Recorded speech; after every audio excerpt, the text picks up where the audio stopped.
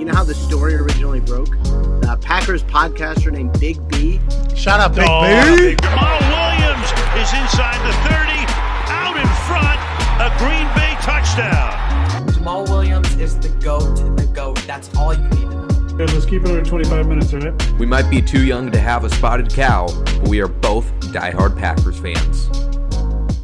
Welcome back to the Underage Packers podcast. This is episode 139. Today we are here after a long break from talking to each other. We've had some busy times in our life. I've been adjusting to the University of Missouri, moving in here. Big B, after procrastinating, putting it off for a long time, has been in driver's ed.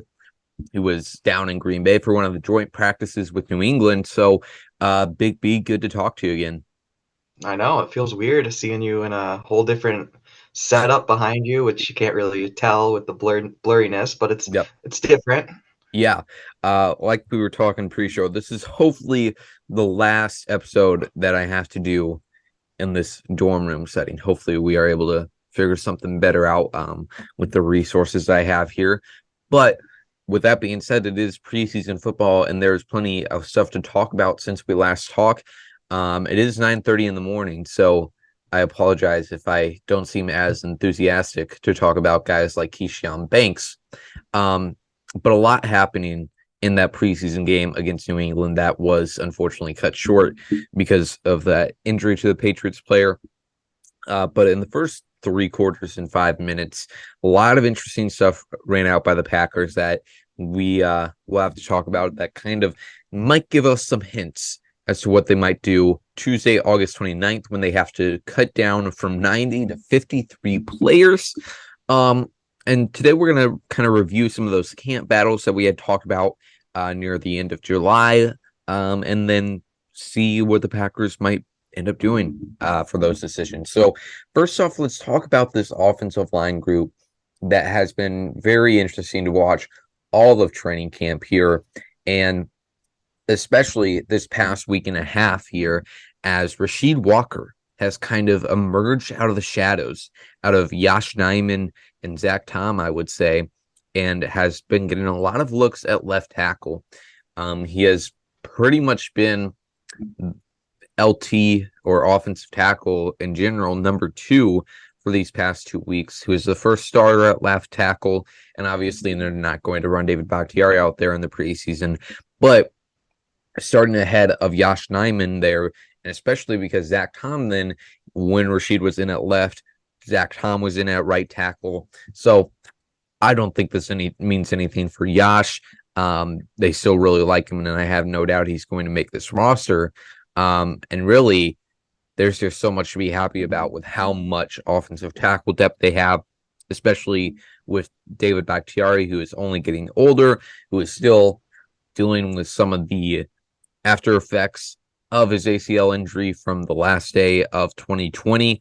So having 3 reliable offensive tackle starters, it seems, who can play both positions is really such a blessing for this Packers team.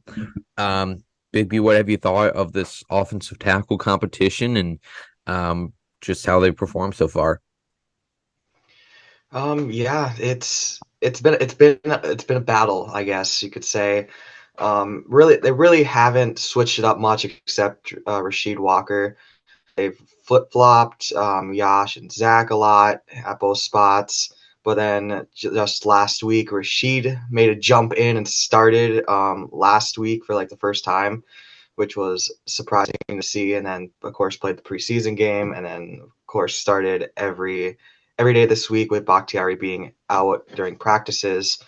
I've been really surprised by Rasheed, since it seems like he did absolutely nothing last offseason. It seemed he was quiet on his part. I know that the coaches stayed after practice a few times last year and really worked with him. I think it was Luke Butkus and Stenovich both stayed behind, which seems like it really helped him, and it gives us a lot more flexibility with potentially trading Josh, which I don't think will happen, and potentially trading Bakhtiari in the middle of the year if everything just goes south and everything is a disaster by the trade deadline. Yeah, the David Bakhtiari potential trade has been a point of conversation over these past few weeks, and really, I think it's fueled by Aaron Rodgers, like tagging him on his Instagram story. And my God, Aaron, please just leave us alone. But I know. Gudikins this past, Kurt didn't help either. He didn't really help that at yeah, all. definitely not. But Gudikins this past week did say something along the lines of, "We're not trading David." Mhm. Can things change, like you mentioned, by the trade deadline? Sure. I would rather him not go to the Jets, who we are dependent on to play bad. Yeah. But hey, that offensive line from the Jets will be an interesting thing to watch, and we just gotta hope they are able to get us to that 65%. Not as enthusiastic as of a delivery as Mark Murphy's was on that radio show, but 65% is that magical number for Aaron Rodgers there. Back to Green Bay, the important team here.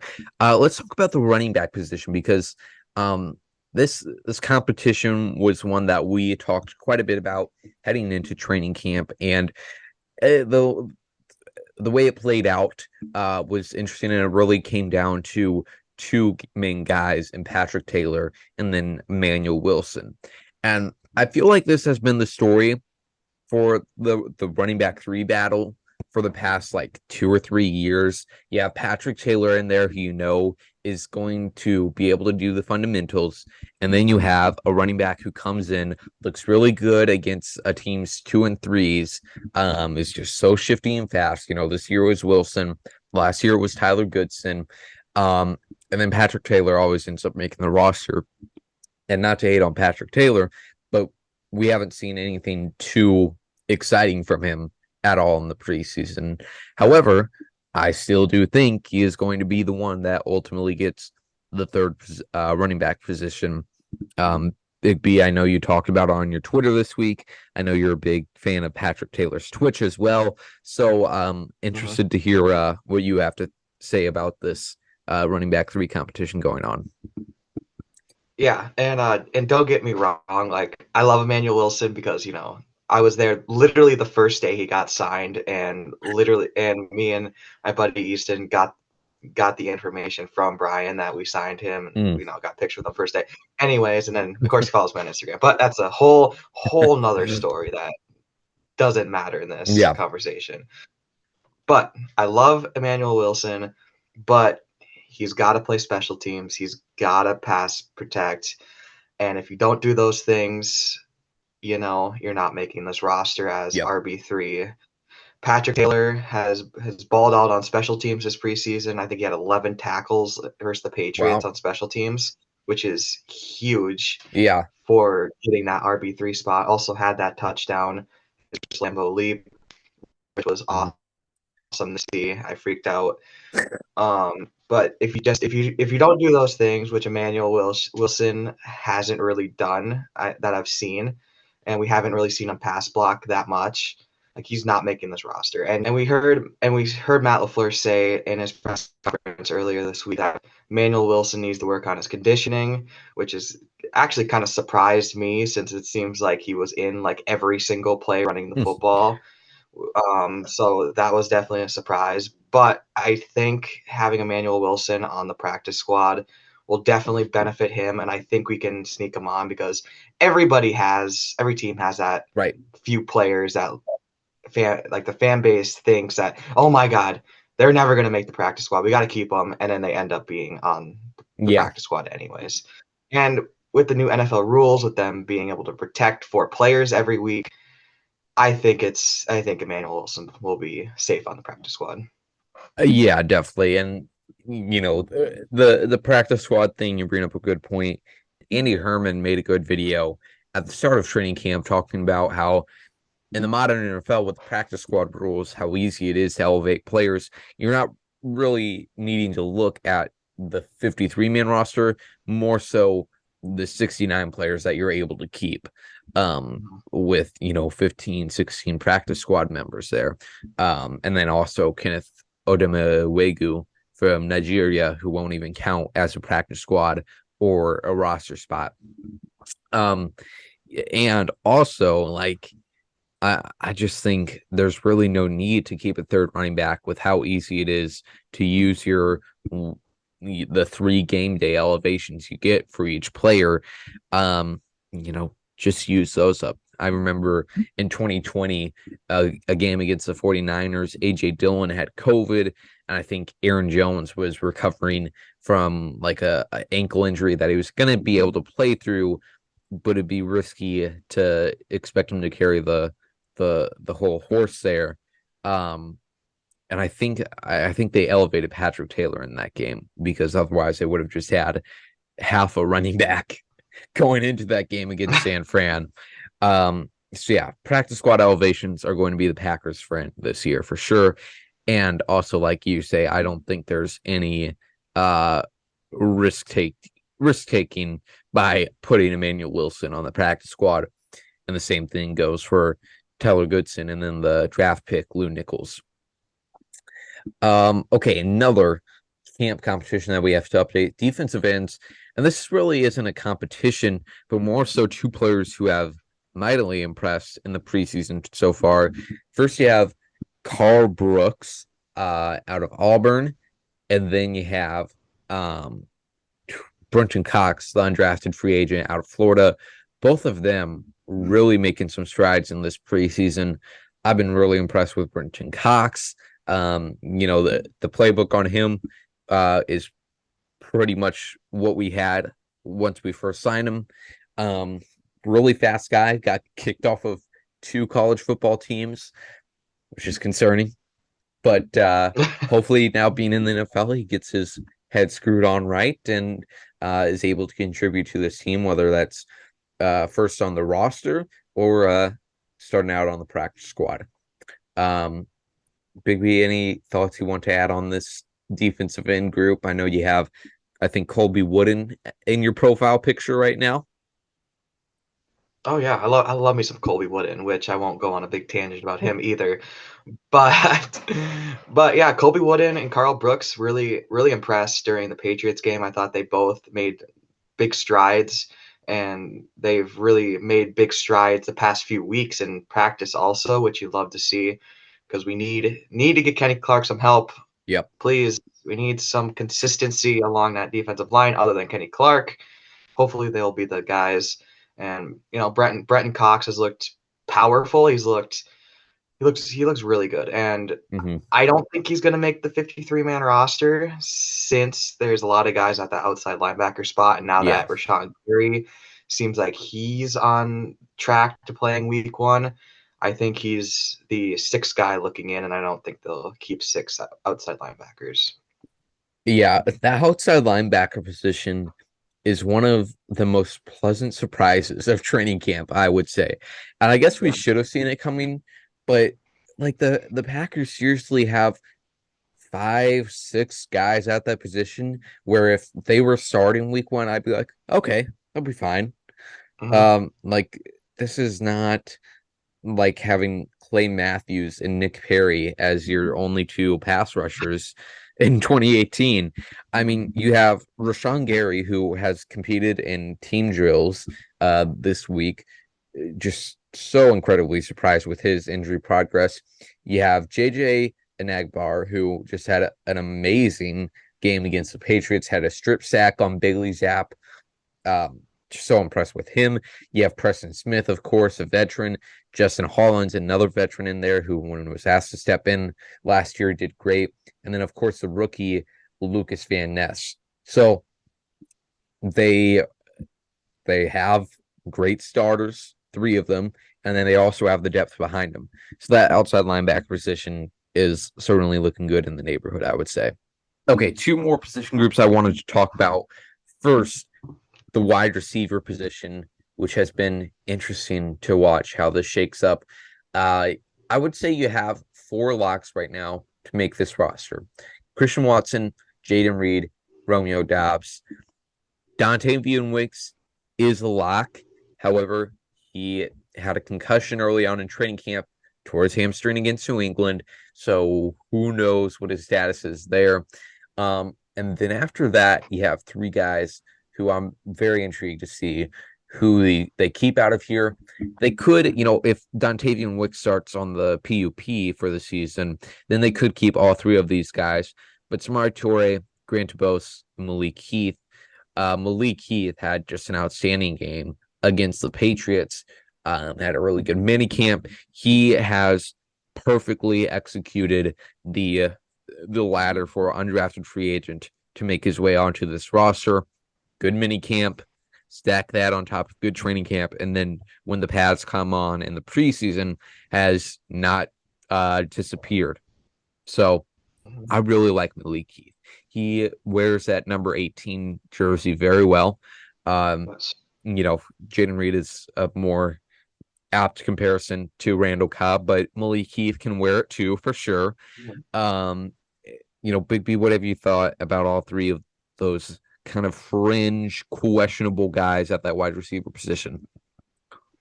Yeah, well, I mean, Malik Heath is a dog. Like, Yeah. He just came out of freaking nowhere this offseason, and I absolutely love what he's been putting on tape in the preseason. He's really balled out. He's been the quarterback's best friend. He has made great catches. He's made strong hand catches. His route running has been great. Like, I think he's gonna make the roster. I really do think he's gonna sneak onto this 53-man roster. That undrafted free agent who makes the team. Like, he's been that impressive this year, and I'm super excited to see him develop and see what the future holds for Keith. He's even ran with the ones this week, which is insane to think. Yeah, that's nuts. Props to Malik Heath. Congrats to him for this great offseason here. I did want to talk about Samari Toure a little bit because it's so interesting how like Twitter can completely flip the conversation about a player within like 15 minutes. Like, there's a lot of dogma of Packers Twitter. Like, that is just the nature of it. Like, there's a lot of groupthink on there. So I think it was like Jacob Westendorf or Ross Uglum who first tweeted out like that Samari Toure just isn't that special. I don't see it in him. And then like 20 minutes after that, like everybody was saying, yeah, I really don't see Samari Toure's chances at making this roster. And I'm not saying they're wrong. But yeah, definitely a lot of groupthink there. So I still like Samari Toure. I think he does the simple stuff right. You do have to mention Grant Bose as well in there. 7th round draft pick this year. So wide receiver room will be interesting. I think I really hope that Tavia Wicks is ready to start the year. Because, not only do I want him as a playmaker, but also, I mean, he's probably the best run blocker out of that whole group right there. So that would be huge to have him there week one. But if he is on the PUP, it's kind of wild that Samori Toure just kind of like disappeared. Like, like he's just disappeared. Like, I haven't like heard anything about Samori Toure like at all after his like minicamp. Like, it's insane. Well, he did have 2 or 3 great catches from Sean Clifford in week 1 of the preseason. But that is true. Yeah, the conversation on him has definitely died down a little bit. But knowing the Packers, they're probably going to keep him, but not Malik Heath. Yeah, probably. Okay, now let's end it off here by talking about Anders Carlson and his struggles. Anders,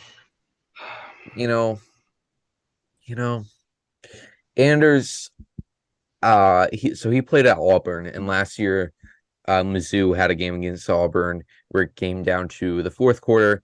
Very close game. Neither of the offenses were that great that day, and they were tied at 14 with like 5 minutes left.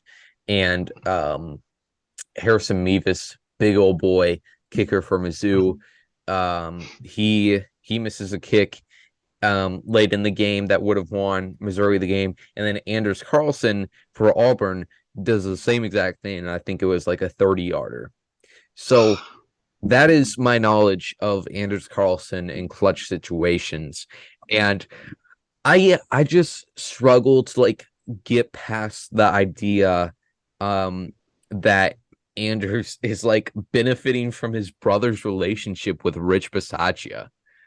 Like I'm not sure what they are seeing in him.